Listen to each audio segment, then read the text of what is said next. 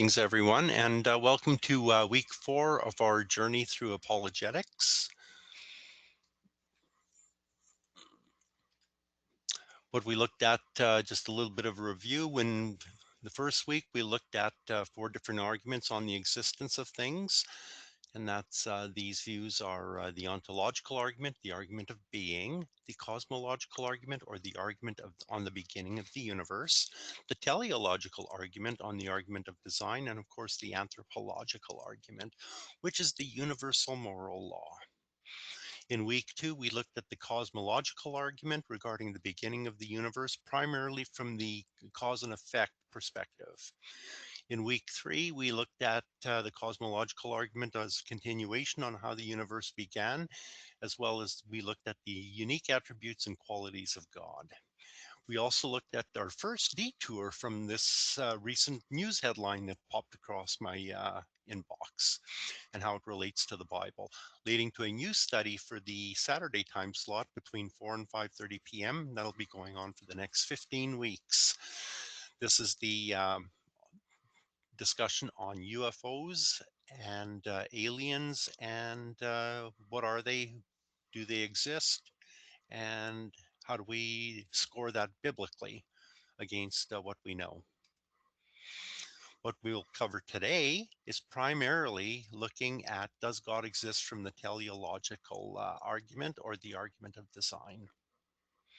Of course, whenever we get into any of these studies, we have to keep in mind we need one of these resources on hand at all times. It's the Bible, and always keep in mind Acts 17:11, which is basically says, don't believe anything anyone tells you, including myself, but listen to the message, receive it, and every day carefully examine the scriptures to see if what you have heard were in fact reality or true based on what the Bible says.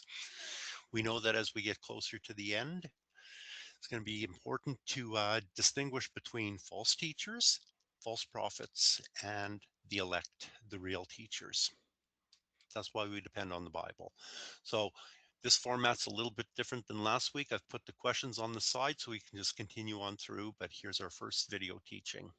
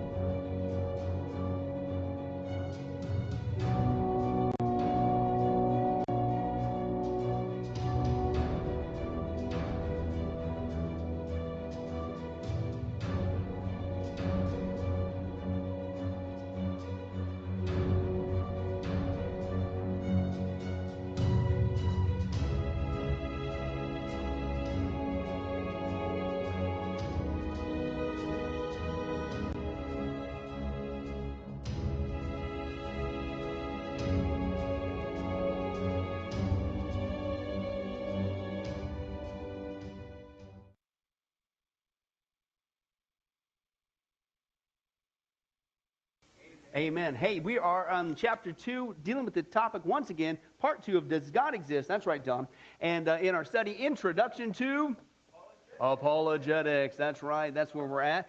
Stall enough time as you get there. And of course, that is dealing with chapter 2. We're dealing with, once again, as we saw before, the 4 classical arguments for the existence of God. This chapter is all about the teleological argument, or the argument is the whole topic of design. And the importance of that is, if you see design in something, that implies it's purely by chance. No. Praise God you're listening. That would be no is correct. As we saw, just to get you baited up for that logical response, if you see design in something, it implies a designer, okay, is the old watch analogy that I've shared various times. Once again, if I came in here tonight, I know it's been a couple weeks since I've been here, but if I came in here and I says, guys, I'm so excited, I save $10, didn't even have to go to Walmart to get this baby. And because what happened was I saw something, a gleam in my eye, out of the corner of my eye, Ruth, and it was right over there in that empty lot over there, and it was this watch. And I went over there, picked it up, had nobody's name on it, so it was cool. And I am firmly convinced that that watch spontaneously combusted over there over millions and billions of years, because there is rocks over there. I saw them with my own eyes, and dirt and wind, and maybe a couple of lightning bolts struck it, and given enough time, it just came into this watch. Now, if I really believe that, and after 2 weeks of vacation, I came in here and I stated this emphatically from the pulpit, what would you say? Last time you went on vacation, where did you go on vacation, and what did you eat or drink on vacation? Because something's wrong with your brain. Okay, right? And then you'd say, wrong, call a deacon's meeting. Anyway, no, why? Because this watch with about maybe 12 moving parts, that's all it is, right? Everybody knows watches come from watchmakers. Somebody had to make this thing, okay? And folks, it is ludicrous to see. Once again, we're going to begin a journey all the way from the telescope down to the microscope. It is ludicrous to say that anything on planet Earth, even beyond the Earth, in the space, the atmosphere, you name it, happened by chance. Everything is incredibly designed, way beyond just this watch, okay? And we're going to see that, okay? But that's what it is. Reason number 2, that's what this whole chapter is dealing with, that one.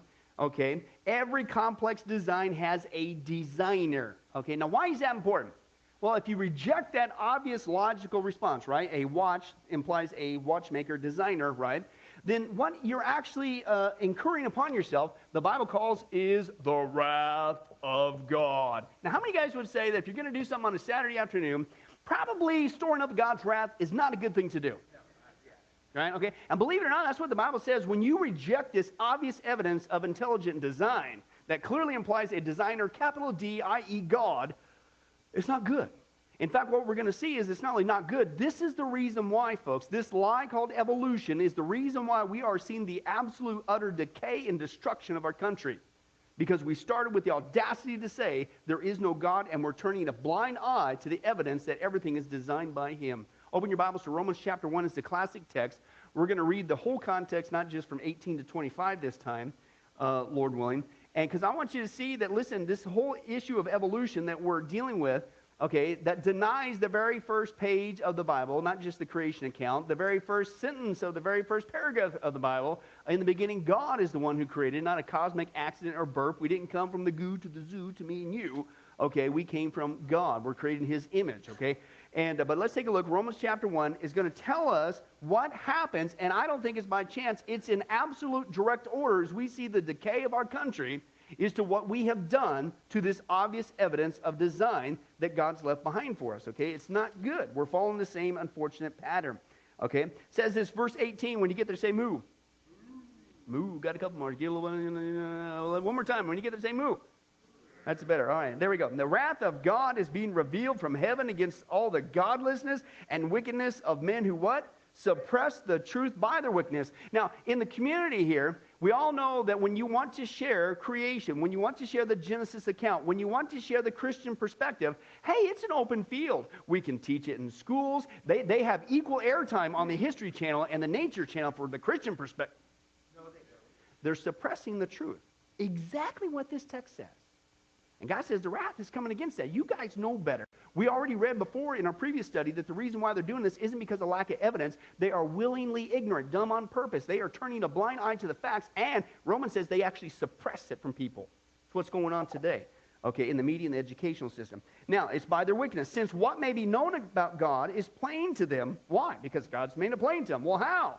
Well, for instance, the creation of the world, God's invisible qualities, His eternal power and divine nature have not just been seen, but clearly seen, being understood from what has been made, i.e. creation, what He created, so that men are without excuse. I didn't know there was a God. Did you live on planet Earth? How many guys live on planet Earth?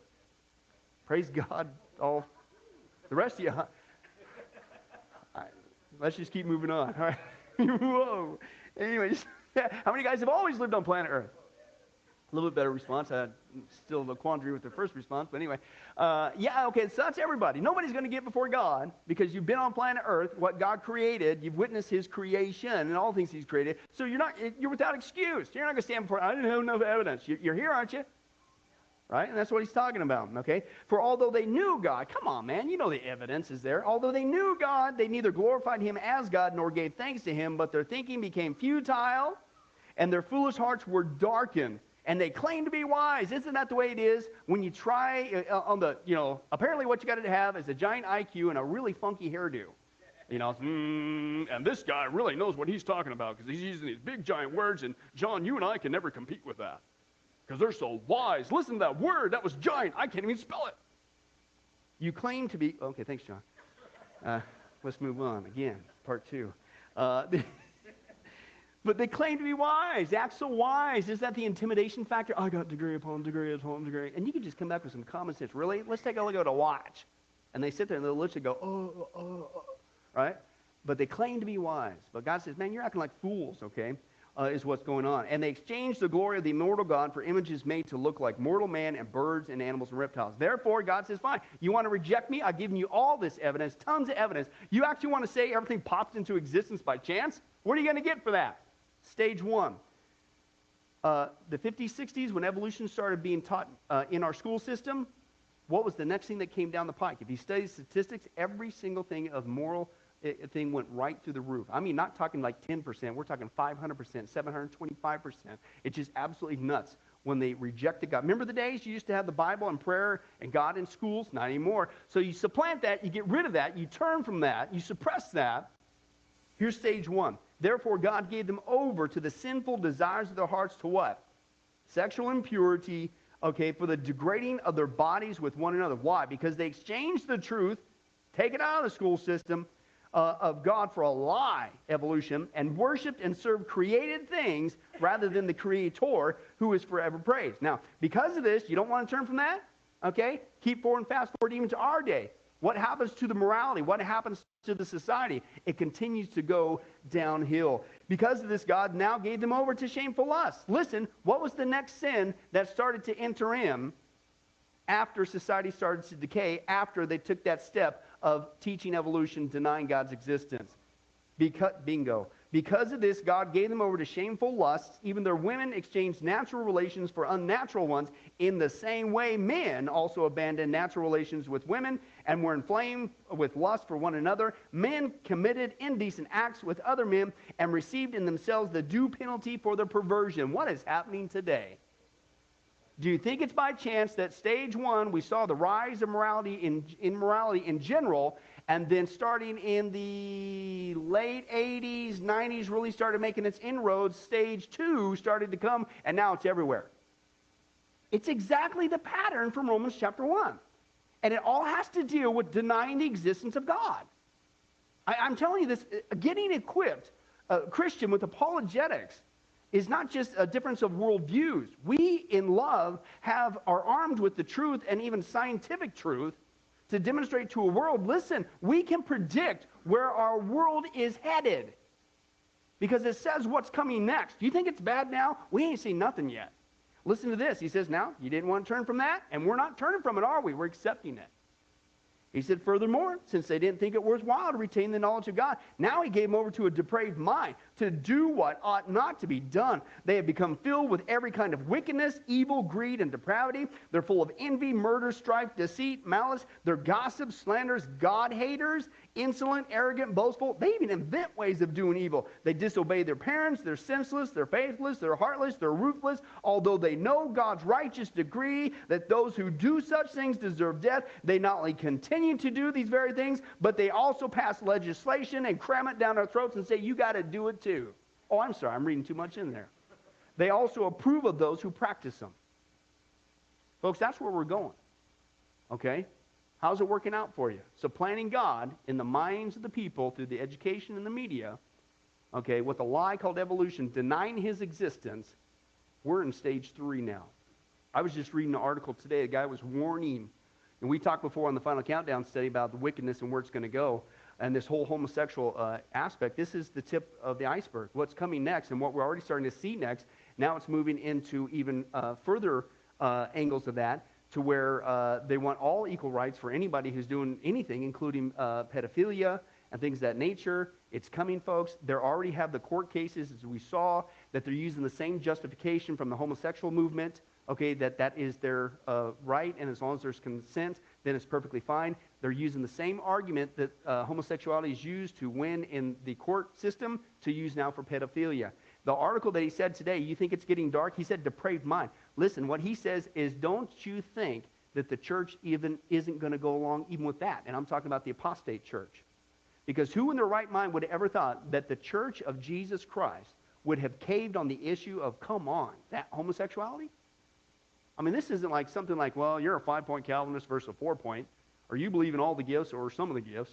I mean, this is, come on, Old Testament, New Testament, it's clear, right? Nobody'd ever cave on that one. And what are we seeing? And his warning was, listen, you're not only going to see society cave on these issues and go further into darkness, invent ways of doing evil, you're going to see the church is going to do it too, because the church is slid.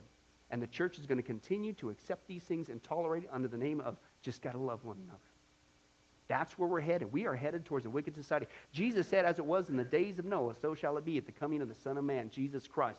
And if you look at Noah's day, completely wicked, we are fast approaching the same thing. Why? Because what are we studying? What's this chapter about? What's Romans 1 warning? Where did all this stem from? Because you are ignoring the evidence of God's existence. You have the audacity to say he doesn't exist when he's left behind for you so much evidence. Absolutely nuts. So let's take a look at some of that common sense evidence. Now, this is a quote from John Updike. He said, the most miraculous thing is happening. The physicists are getting down to the nitty-gritty, all right?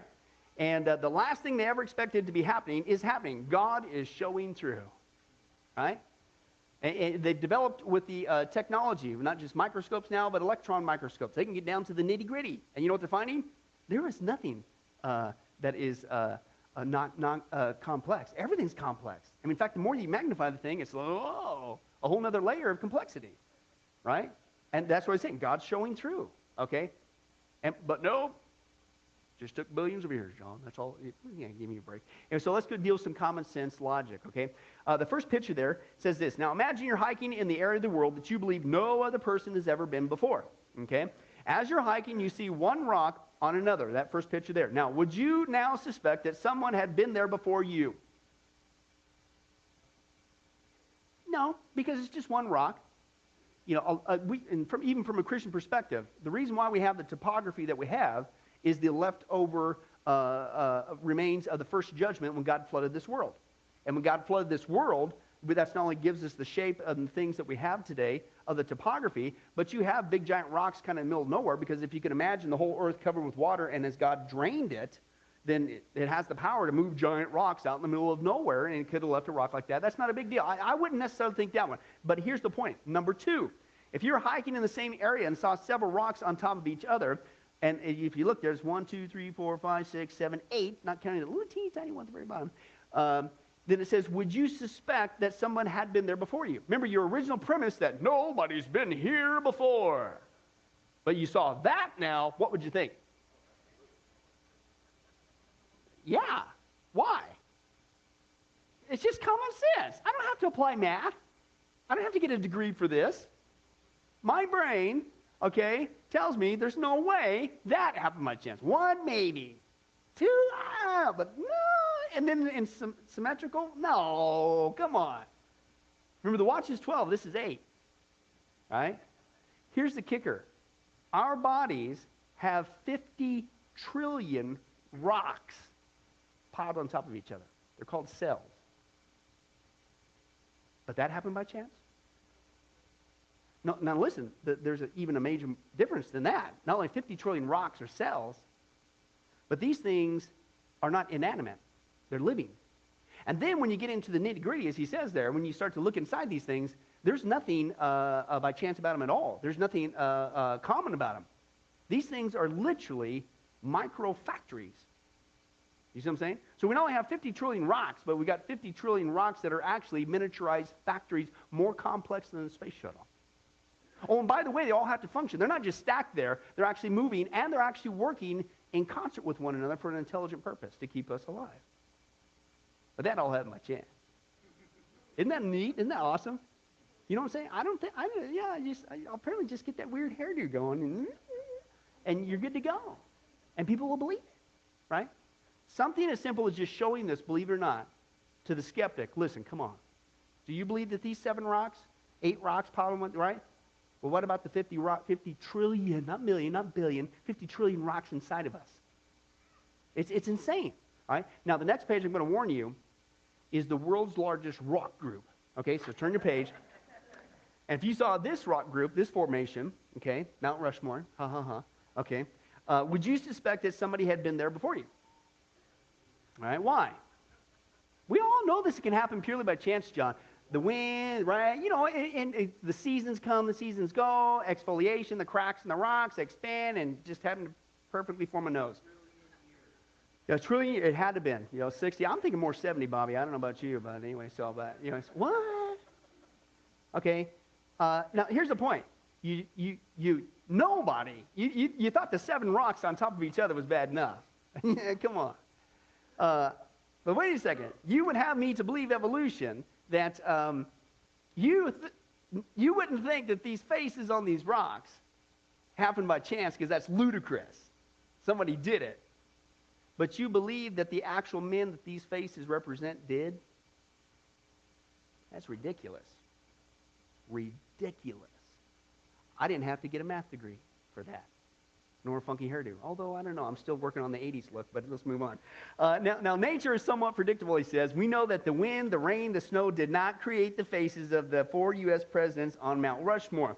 The design is too complex. It's obvious that an intelligent, talented designer artist created this, right? Common sense logic, okay? And so let's move on. Now, apply that same logic with the rocks, or this rock group, okay, common sense. Now let's apply it to what we see in our universe, okay, our universe. From the outer regions of space to the microscope, telescope to the microscope, the world of atoms and molecules, our universe displays, here we go, complex design. First blank, you got it there, Bobby, we're cruising now. Complex design, purpose, we got a lot of words on this one, order, and arrangement. Complex design, purpose, order, and arrangement. What's that, John? That's right. A complex design, purpose, order, and arrangement. All right? Now, let's just take a look at a few facts, a few rocks, if you will, of our universe. And you tell me if it makes sense to think that this.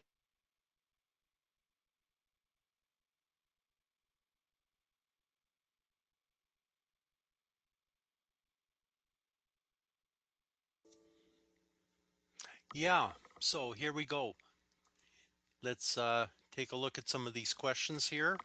So based on Romans 1:18 to 32, are we getting to the truth through our scientific education, political, or news agencies? What implications does that have on us or society? Why or why not? Why is the study of apologetics essential as we face some of the worldviews today? Billy gave an analogy of the human body are like rocks piled up on top of each other. What does that mean to you, and how many different ways is this statement true when we reflect on this? And then, are there any specific Bible verses that you can use that reflect this? Okay, so the next aspect of our teaching, again, we'll go through a video and short Q&A, but this is the vision that he kind of pulled out of the workbook on the rocks piled on top of each other. And yeah, I think there's like 7 or 8 there, but that's the vision there from the workbook. And then, of course, the rock formation he also spoke about was Mount Rushmore, and I just pulled this out of the workbook as well, just to give you a perspective. Now, as far as the question from the workbook, from right at the bottom here, from the outer regions of space to the microscopic world of atoms and molecules, our universe displays blank. Complex design, purpose, order, and arrangement is the response to that question. Now for our next teaching. Into existence by chance, okay? Let's take a look at the first one. He says this. Now, here's the facts, folks. This is science, right? We're moving from just common sense logic, which is a good thing, by the way, okay, to have. Now we're moving to science, okay? True science. Let's deal with the facts. If our universe had not expanded at just the right speed at the moment of origin, so this is at the explosion factor. When God spoke, And it happened, right? They call it the Big Bang, as we saw before. Just because there's a Big Bang, that doesn't disprove. That actually proves the existence of God, because the Big Bang proves there's a beginning. If something has a beginning, that implies a beginner. Just like we didn't pop into this world out of just nothing. We came from a beginning, our parents. Okay, same thing. So he says not just the fact that there was a Big Bang, but the speed of the explosion. Listen, that if it didn't happen at the right speed, life on Earth would have been impossible. Now listen, even Stephen Hawking, who doesn't believe in God, he has calculated that if the rate of the universe expansion 1 second after the Big Bang had been smaller by, listen, this is how precise it has to be, otherwise the whole thing wouldn't have worked in the first place. If it had been smaller by even 1 part in 100,000 million, how many guys would say that's probably smaller than a hair? This is precise. If it even had been smaller than 1 part of 100,000 million, the universe would have collapsed into a fireball. But it's all by chance. Because what happened was there was nothing, and nothing exploded, and here we are. That's what they teach in the textbooks. Because we caught them, as we saw before, they used to say it was a tiny little ball of dirt that blew up. But the common logical sense question was, where'd the dirt come from? Who made the dirt? Right? So anyway, but let's continue on. That's just one factor, okay? Now keep in mind, as we read through this whole list here, I don't know how far we're going to get, but as we read through this list here, okay, any one of these disproves evolution. But we're going to keep going and going and going and going and going, okay? And what you're going to see, Christian, we don't need to shrink back in fear, okay? The evidence, not just logic, not just the Bible, but scientific evidence is on our side. Why? Because we operate from a position of truth. Lies, if something lies, it doesn't work. And evolution is a lie. We don't have to run in fear. Let's continue on. If the precise amount of matter were not produced at the moment of origin, the universe would have never been formed. So the amount of stuff that blew up in the first place was varied from what it was. It could not have happened. If the universe, after it exploded, not just the rate of the explosion itself, but as it continued to go, the expansion of that, if it was at any other speed, then life would not be possible. If the electrical, gravitational, electromagnetic, or nuclear forces in our world were any stronger or weaker, if it varied even a tiny bit, life could not be possible. It's almost like it's dialed in precisely. Very interesting. If our planet were, listen, not tilted exactly the way it is at 23.5 degrees on the axis of rotation, life could not be possible. Very interesting. The next page, if planet Earth were any closer to the sun, it would be too hot for life to exist on Earth. How many guys can figure that out without any help? Right? Okay, you don't need some Star Wars movie if the guy's, oh, we're going to the sun. I wonder what's going to happen to them, Ruth. Yeah, you're going to fry. Okay, so same thing with the whole planet. Okay, right. So it's almost like we're positioned exactly where we need to be. And not just us, but all the other planets and galaxies and sun and moon. We're going to get to that in a second. If it were any further away, then it would be too cold. The direct opposite. The distance happens to be, underline this phrase, just right. Now remember, our opening text is, the wrath of God is being revealed from heaven against men who suppress the truth by their wickedness. Why would God? What have we been through? Just 4, 5, 6 of these now? Excuse me? Can you imagine God? First of all, I created you. And then you have the audacity to say that I don't exist when I've given you this evidence, this, and that's not even counting the scripture. What? Anyway, so let's continue on. If the size, composition, location, and orbit of the sun, earth, and moon were not just what they are, life would not be possible. So listen, it's not just the earth being in the right place, it's the moon being in the right place and the sun being in the right place. Exact right place. Now remember, evolution would have us believe that just everything blew up, it was complete chaos, it was totally random, and then all of a sudden, I guess the sun stopped where it did, it got tired or something, and then next thing you know, hey, here comes the little earth thing, and he decides to camp out too. And then Mr. Moon eventually came along and says, hey, can I join you guys? Right? Okay? And it just happened to be, don't think so. Yeah, he's right. All right? Well, let's continue. Now, this is what's cool. Listen to this fact about the moon. The size of the moon, listen, here's the word, just happens. The size of the moon just happens to be 400 times smaller than the sun. And the moon just happens to be precisely 400 times closer to the earth than the sun is. So guess what? This just happens to make the total solar eclipse possible from an earthbound point of view whenever their orbits travel and bring them in line with one another. But it's all by chance, isn't it? Are you kidding me? One can't help, he says, feel but a nagging sense of suspicion that there's probably more going on here than just a mindless series of happy accidents. Really? I like that word. Turn to somebody and say, happy accidents. Right. Okay, next one. Listen to this. If the surface temperature of the sun was slightly higher or lower, life on Earth would not be possible. So flip it around. Not just the location of the Earth, further away or closer away, we'd fry or freeze. Hey, just even if we were in the right spot, if the sun was hotter or not hot, we're still toast. So that's got to be right. And there's, again, now notice, go back to that picture with the rocks stacking up, right? Stacking up. How many rocks have we stacked up so far? And we ain't even close to being done with this list. And this isn't even all of them, this list that he's compiled. And you're still going to continue to believe that it's all that by chance? Ludicrous. All right? He says this. He says, if the earth rotated around the sun at any other speed or diameter, then life could not be possible. So it's not just being stuck in the right place, but this rate of speed that the earth goes around the sun that just happens to be in the right place, which just happens to be giving off the right amount of heat, happens to be the exact same speed that you need to have, and the diameter. It happened to stop in the right spot and started to rotate on this track exactly what it needs to be. All right? Because you could go at the right speed, but if your diameter from the sun's off, you're toast. But it just happens to be right. Put another rock on the pile. Okay, is what's going on. If the cosmological constant, now how many guys read that on the back of the granola bar this morning? It's like, man, I learned something new every day about that granola bar. Yeah, whatever. It says, and that's the energy density of empty space. Okay, the empty space is in space. If that were any different, life on Earth would not be possible. In fact, all the seemingly arbitrarily unrelated constants in physics have one strange thing in common. These are precisely the values you need if you want to have a universe capable of producing life. Crazy. Continue on. If the delicate ozone layer did not exist to filter out the sun's harmful ultraviolet rays, life on Earth would not be possible. We know if you tweak with that thing, and I'm not believing in the global warming lie, we've talked about that before, but we do know that that actually does have an effect on human life. I don't have time to go into this. Lord willing, we'll go into it greater detail when we get to the issue of Noah's flood. Okay? And we'll go into what was the pre-flood society like, as well as the atmosphere, the effects on the human body, and the effects afterward when that canopy in the atmosphere collapsed.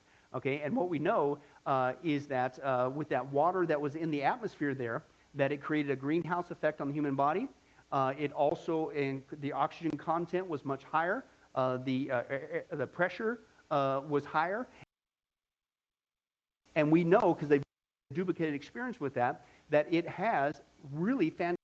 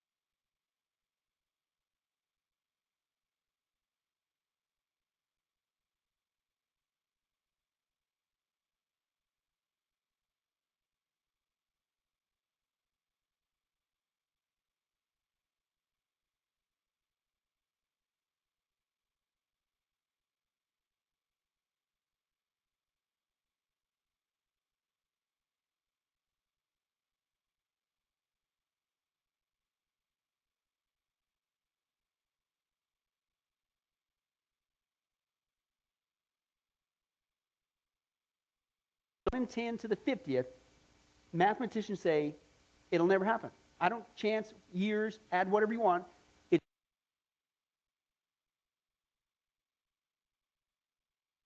whatever you want. It's ludicrous. They're saying mathematicians that have. Now, first of all, we just saw the number for anything popping out of the universe out of nowhere is double that, over double that, almost triple that, right? So right there, we should, according to, not according to us being blind in our faith, okay? We didn't even have to quote one Bible verse, not that that's bad, okay? But I can just demonstrate mathematically it is ludicrous. In fact, remember what we saw before and said before, once you start taking a look at the facts, folks, scientific, even mathematics, even logic, it takes more faith to maintain a belief in evolution. And if you want to be kind of comical to make a point, you could flip it around to an evolution and say, you know what? I just have, my hat's off to you. I got to give it to you because you got more faith than I do. I wish I had a faith as big as yours because it takes more faith to believe that than my beliefs. Now,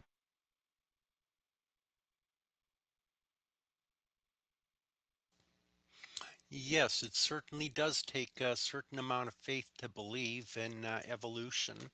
So, when you review the evidence from science on how any of these factors on page 10 to 12 in the workbook need to be in place in order for life to exist, how does that support the view you have regarding creation from a designer versus evolutionary perspective? There was over 24 different things within those 2 pages alone, and we haven't even covered the majority of it yet. But just some food for thought. What do you think about the research on the pre-flood atmosphere? What does that tell us about long lifespans recorded in Genesis account of chapter 5 of Genesis? There we saw people living as far as 900 and plus years. And what do you think about that? So, when presented then with the evidence on what is necessary for life to exist on this planet or any other planet in order to sustain life, what could be the reason they still do not believe in a literal creation as recorded in the Bible? What are your thoughts?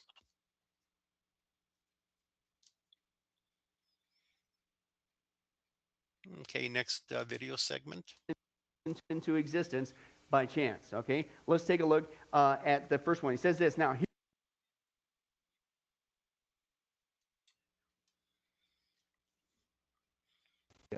that's the ruse that's being played on us. They're suppressing this truth by wickedness. I think that by and large, the reason why so many people believe in evolution is number one, they want there not to be a God. Number two is because they are not given the opportunity to share to the contrary. People don't get to hear this side, right? Not in school, whatever. So they don't know. And again, that's our privileged duty is to be able to share that with them. But that's what he says. He says, listen, it's 1 in 10 to the 50th power, okay, is what he's talking about there. But let's continue on. So that's what's defined. Now, a guy named Sir Frederick Hoyle, he decided to calculate the probability, use the math, of a single bacterium coming into existence from some so-called primordial soup, right? Now, prior to this project, Hoyle was a firm believer in evolution, spontaneous generation, but once he did the math and looked at the evidence, he turned his opinion around 180 degrees. He had to because it's impossible. Listen to this. Using the laws of chemistry, probability, thermodynamics, and a computer, he calculated that the probability of a spontaneous generation of just, listen to this. This is not even the whole bacteria. This is not even the whole amoeba. This is just the proteins of an amoeba. Not all the amoeba, just the proteins, the one aspect. Right? He calculated that just the odds of the chance generation of the proteins of an amoeba is 1 in 10 to the 40,000th power. That's just the proteins of the. That's not the amoeba. That's just the proteins. Now remember, what the chance never happens is what? 50. Just the proteins of the amoeba is 40,000.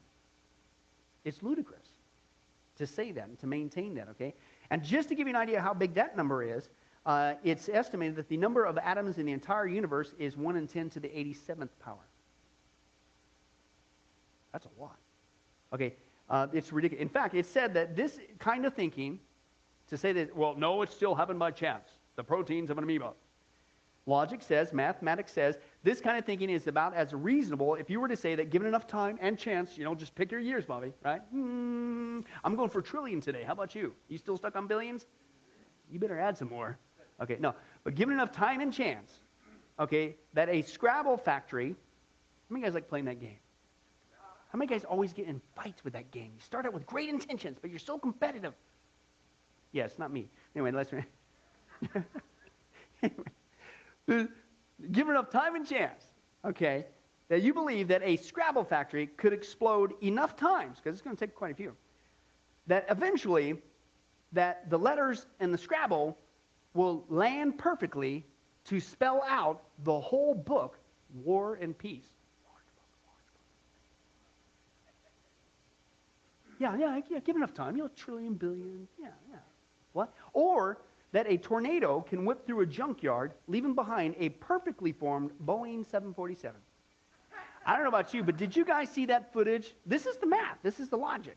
If you believe that, that's what you believe also, according to math. I don't know about you guys, but remember the horrible tornado that went through Joplin? All that footage. Did you guys see the footage afterwards? It was amazing. That was a bad stuff, with all due respect to those lost loved ones, but by way of a humorous analogy. I don't know if you guys saw that, but after that thing was done, that tornado whipped through there was, I think at least I saw, but I didn't get to see every news interview. I saw at least 7 Boeing 747s that were on the edge of the community, ready to go. What a blessing. That'll help regenerate their economy, and they could sell them and build the city again. And no, that's not what happened. But if you believe just the proteins from an amoeba, you believe that too. Why don't they put that on TV? Okay, that would make your hair go, if you're trying to teach. You guys probably know the guy I'm talking about. But anyway, or let's continue. Just the proteins. If you do the math, the odds of a person winning the state lottery every single week of their life from the age of 18 to 99, every week from 18 to 99, is more likely than the spontaneous generations of just the proteins of a single amoeba. That's the facts. And that's why he concluded, Sir Frederick Hoyle, he says, listen, the likelihood of the formation of life from inanimate matter is 1 to the number of 40,000, like he said there. He said, quote, is enough to bury Darwin and the whole theory of evolution. There was no primeval soup, neither on this planet nor on any other. And if the beginnings of life were not random, and they're not, they must therefore have been the product of purposeful intelligence. Can anybody guess who that might be? God. And he gives you all this evidence, and you still say, no. And you wonder why the wrath of God is being revealed. And our society's going down the tubes. One more. All right, that's just the proteins. Let's take a look at a bacteria. All right, let's just try one bacteria. One little bacteria. Because isn't that the whole premise? That somehow, some way, some so-called simple cell popped on the scene out of this soup. Well, let's put it to the test. All right, remember, it's 50, beyond that, never chance that, and this is their own research, math, okay, and so this is the cell. Now, in the cell, it's not just made up of proteins. You got the DNA and the RNA and all the other stuff that holds it together and all that gook and stuff and like that. And again, it's not just randomly whatever. You get an electron microscope, we'll see actual videos of this. It's a complete complex machine factory. Phenomenal. Okay, but anyways, let's take a look at the odds. Now, a Yale University professor, his name was Harold Morowitz, he calculated the odds for this event. Now we went from the universe, which is way above and beyond, no way. We went to just the proteins of an amoeba. Now we're going to, all right, let's just try a bacteria. What do we come up with? I'm not even going to write this number out. He calculated that the chances of a single bacteria somehow coming to life is 1 in 10, let me make sure I get this right, 100 trillionth power. I got to write that out.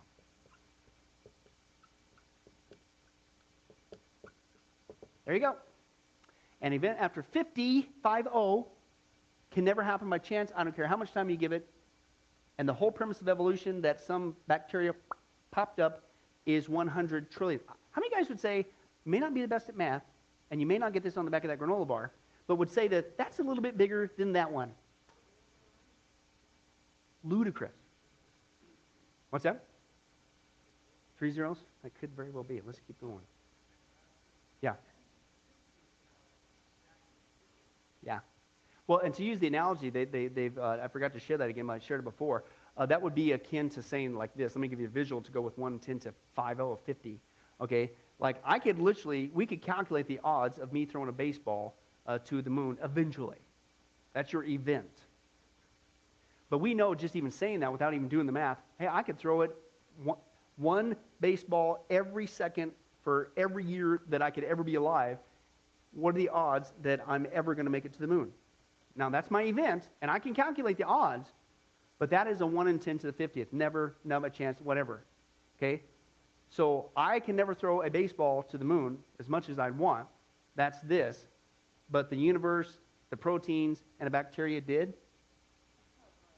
It's crazy. It's absolutely crazy, okay? And that's what he says this. He says, listen, now, we're going to close after this. Here's the same logic. Apply this, okay? Not just you winning the lottery, but if this is the bacteria one, but if you and your entire extended family are more likely to win the lottery every week for 100 years than for a single bacteria to come into existence. And we're the dum-dums? We're the one that is blind faith. Who's got the blind faith?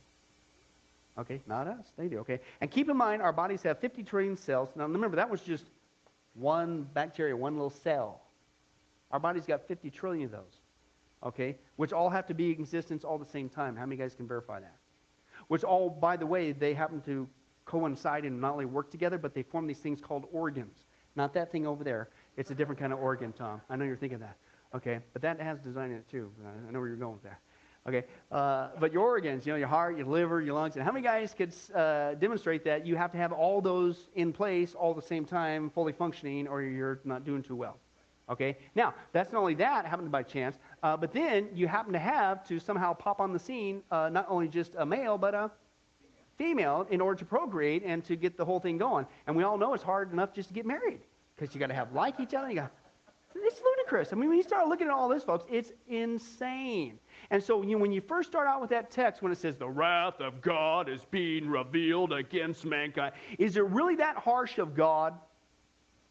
And we're not even done with the list. And this isn't even the whole list. That God has given us, you are without excuse. It says there, no stinking wonder.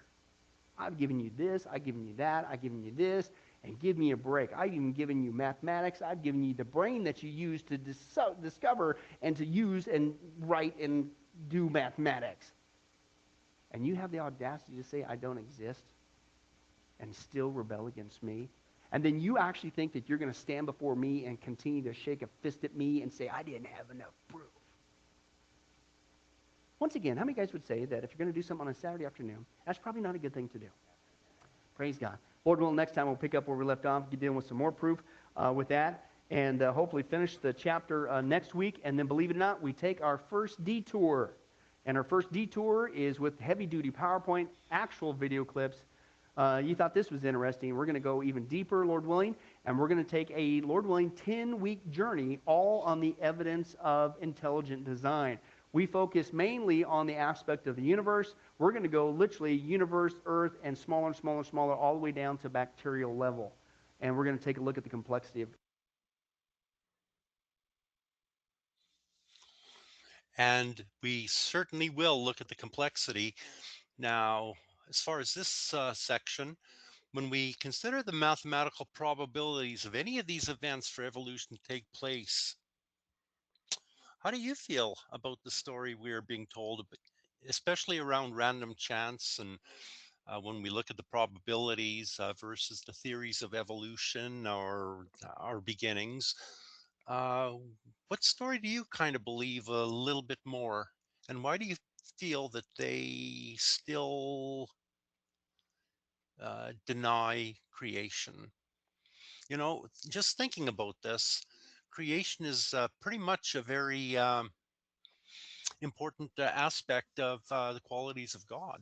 And so, with that, I would just like to go into one last video Um, and this here was actually uh, a debate that was happening where Dr. John Lennon, sorry, I think it's Dr. John Lennox, was actually debating at one of the universities, and the question came to him about who created God.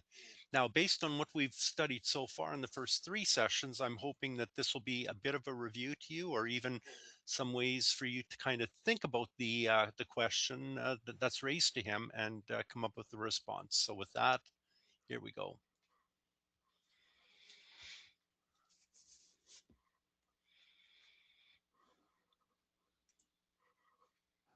One of the most basic difficulties for those who hold the view of the materialistic universe is the question of a beginning. And as you pointed out before, Christianity has long claimed that the universe was created, and now we have the Big Bang theory that suggests at least that it started at a certain time. And yet, then there's always the issue, yes, but if there can't be an uncaused cause, then what created God? Yeah, sure. And I guess Christianity perhaps gives different answers to that. As I understand it, Augustine's answer was that God is outside time. And in a way, that's a good answer, but it seems to me that that's a way of saying we don't know what the explanation is because none of us has the slightest idea of what it means to be outside time. Or Christianity says that the Father and the Son and the Holy Spirit are three, but they are one. And from those statements, many wonderful things follow. And yet, it seems to be a way of saying we don't know what it is because we have no idea of what it means to be three and to be one, and how a God as powerful and as amazing, let's say, as the God of Job could appear in the form as a human being and be the Holy Spirit. So my point is this, and as I say, I think this may be a strength or a weakness, but it does seem as if many of the difficult questions are just explained by mysteries, which is a Christian word, that in a way are saying, we don't know. So I don't know that that's whether that's a challenge or a suggestion or a help, it's a wonderful challenge. but I'd be Absolute interested in your brilliant. response to it. Yes, yes, I love this particular thing, and I've had to think about it a great deal because, of course, it's absolutely obvious that replacing one mystery by another is not always a helpful way forward. Sometimes it might be. Yeah, well, well, if it's a more sensible mystery. Let's unpack this because there are 3 or 4 questions, which is why I wrote them down, because with my dying brains, I can't remember everything. But let's come to that first question, which has interested me because it's become a great focus recently, both in North America and Britain and in Europe. Everybody's talking about it. I thought I'd left it behind in Russia. And that's the question, who created God? And Dawkins has made it the heart of his book, The God Delusion. I was staggered when I found it there. What I mean about Russia, ladies and gentlemen, is I used to get this all the time in the Academy of Sciences when I was traveling out to Russia in the late 1980s and the early 1990s, you see. That it was almost the first question. If you believe that God created the universe, then logically you've got to ask the question, who created God? And then you have to ask, who created the God that created the God that created the God that created God that created God, and so on ad infinitum. And that was the end of God, of course. And that's exactly what Dawkins says in The God Delusion. Well, let's analyze it for a moment. Who created God? If you ask that question, it shows you've immediately categorized God as created. So you're talking about a created God. Now, you imagine if Richard Dawkins had written a book called The Created God's Delusion. I don't think many people would have bought it, because I don't need him to tell me that created gods are a delusion. We usually call them idols, incidentally. But you see, this question, this question is extremely interesting because it's an illustration of a question that already rules out the explanation that's most likely to be true. Because the Christian claim is that God wasn't created. So if God was uncreated, in the beginning was the Word, and I'm coming to your 3-in-1 now, and I'm bringing it in obliquely. In the beginning was the Word was with God, and the Word was God. He already was. So the central Christian claim is, and in Judaism and Islam, of course, equally, is that God is eternal. So the question, by definition, doesn't even apply to him. And that's immensely important. The only way you can get anything out of it then, in the negative sense, is to assume that everything is in the category of the created, but that's just begging the original question. And the Greeks were interested in it, and that's why John's Gospel starts with those words. In the beginning, the Word already was, and then it says, all things came to be through him. The Greeks were interested in the question of two categories: the things that came to be, the created things, and the things that already were. And the question resolves down to this: is there a thing or a being that never came to be? And that is the Christian claim, and he's called God. But there's a little codicil to this, you see. Richard Dawkins, and I had a debate with him on this very topic in Oxford, and I said to him, Richard, you say that who created God is a legitimate question. I don't think it is, but let me assume now that it is. You believe that the universe created you. So I beg leave now to ask you, using your own question, who created your creator? I'm waiting still for the answer.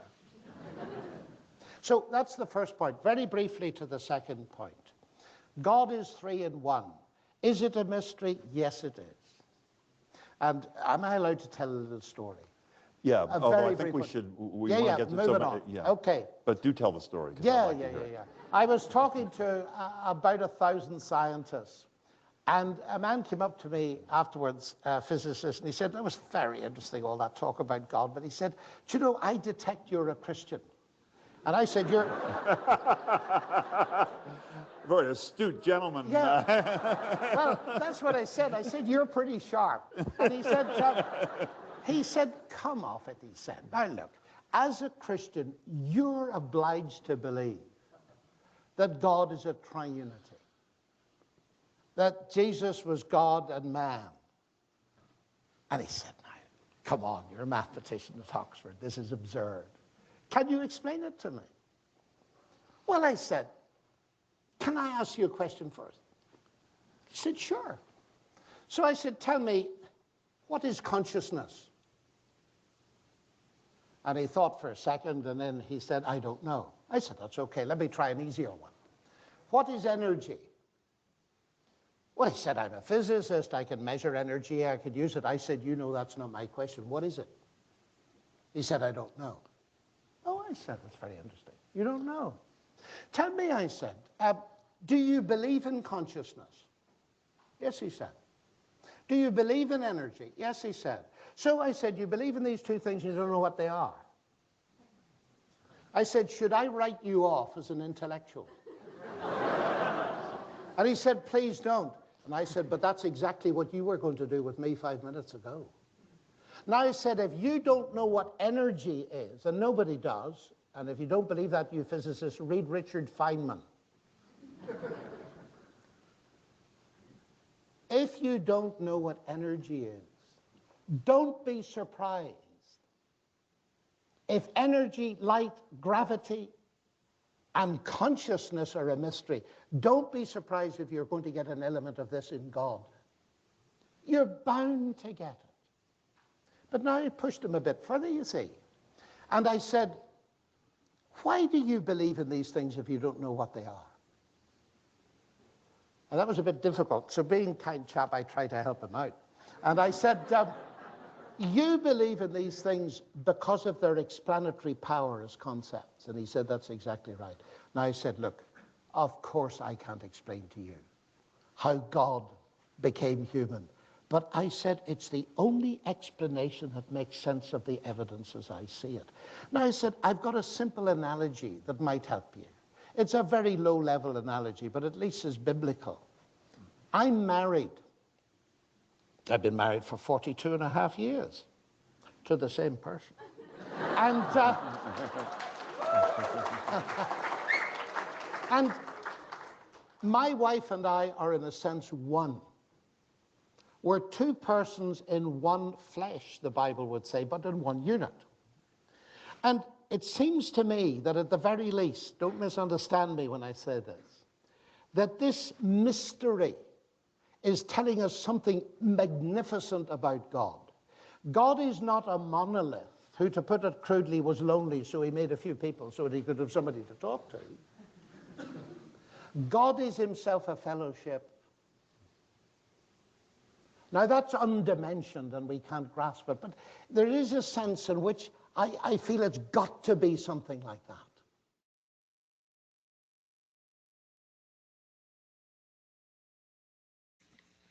For more And with information about the that, Veritas I would Forum, like including to just ask, and with that, I'd just like to let's reflect on that a little bit here.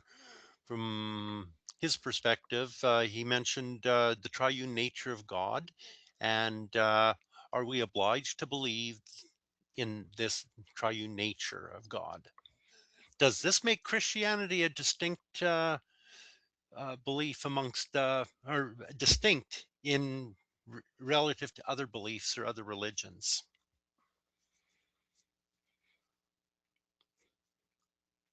Let's think about even within Christianity itself, is it distinct?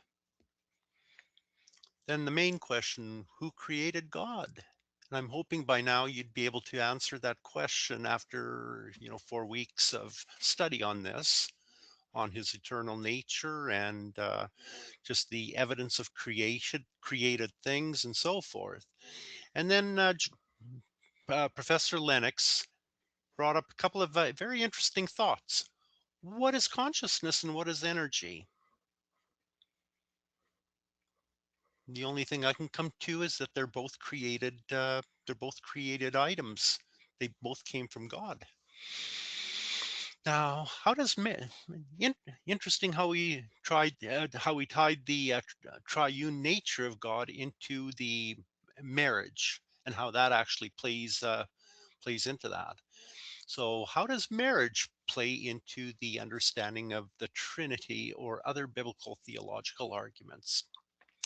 Profound statement he made there, and actually, after thinking it through a little bit, kind of makes sense. So, what are your thoughts?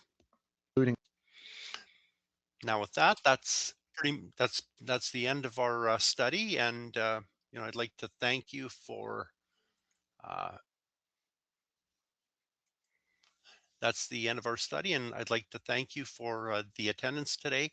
Don't forget to catch us on Saturday as we go through our documentaries on UFOs, aliens, and the Great Deception. That's Saturday at 4 p.m. and that'll go till about 5:30.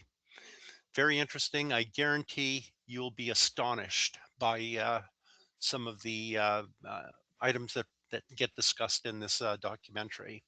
But until then, God bless, God keep you in his peace. Until Friday, talk to you then. Bye-bye.